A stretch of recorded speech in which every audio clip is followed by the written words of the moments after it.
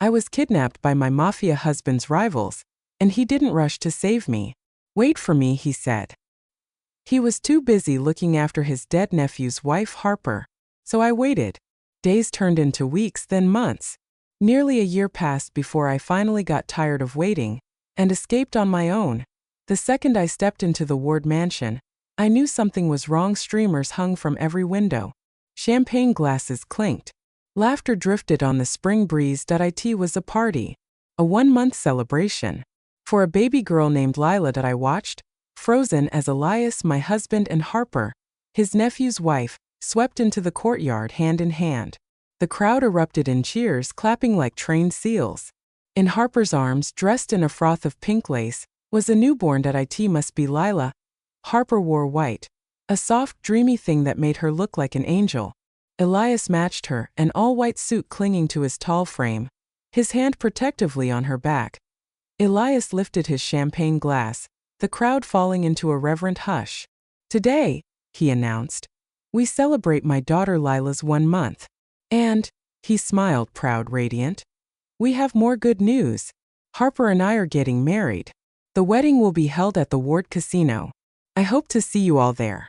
So this was what had kept Elias too busy to come rescue me from his rivalry. Elias's gaze swept the crowd and landed on me for a second. His face cracked.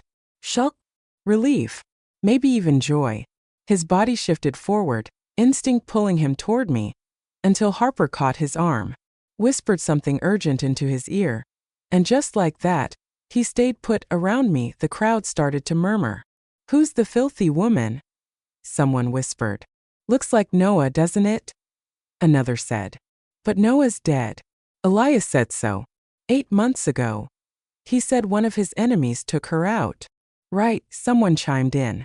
That's why he and Harper got together. They were grieving, bonded over their loss. A love story, really. I was dead. Did Elias declare me dead to the world just so he could move on?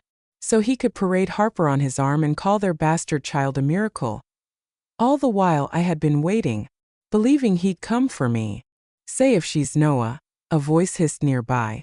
Then Harper's been sleeping with her uncle-in-law all along. God, another whispered. No wonder Elias didn't wait for a coffin before proposing. The whispers grew louder, sharper, and Harper, standing at the center of it all, her mouth wobbled into a trembling pout, tears bright in her eyes. Poor Harper. The perfect angel was starting to crack. I will not tolerate this kind of accusation, Harper said, her voice trembling just enough to sound tragic. She turned and fled the stage. Elias chased after her, catching her hand at the edge of the platform. Harper, don't get upset over some meaningless comment, he murmured, the microphone still catching every word. Then he turned, facing the crowd. Harper didn't do anything wrong. In fact, I am making my child, Lila, the heir to the Ward Casino. Lila would inherit. What about my twins? What about Tessa and Milo, the children he once swore would carry on the Ward legacy? Was that a lie too?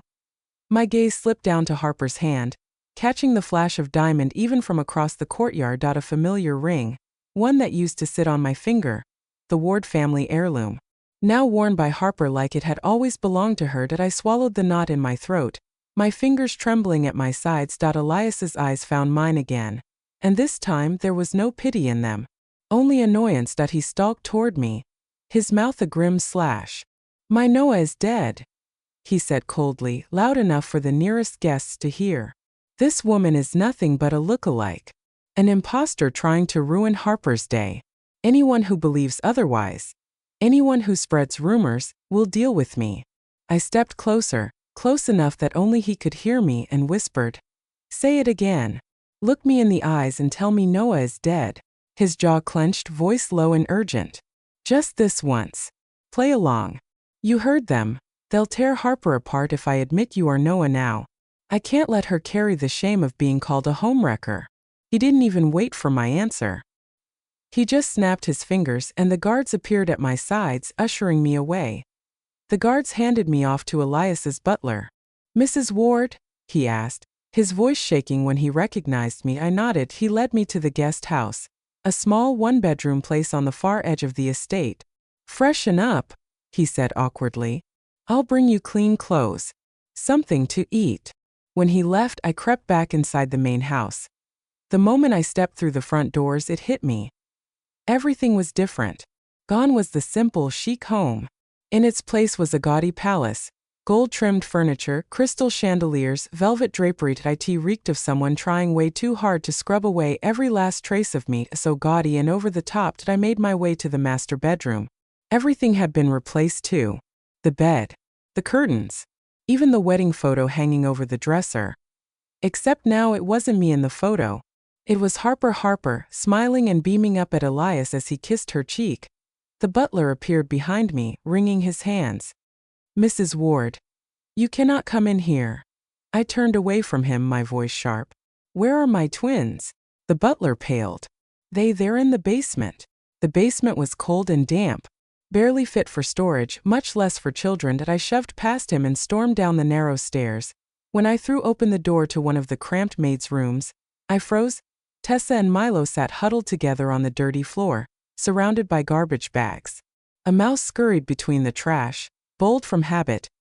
Tessa had always been fragile, even as a newborn. Now her small body looked even thinner, like a stiff wind could snap her in half. Milo, his face was streaked with dirt.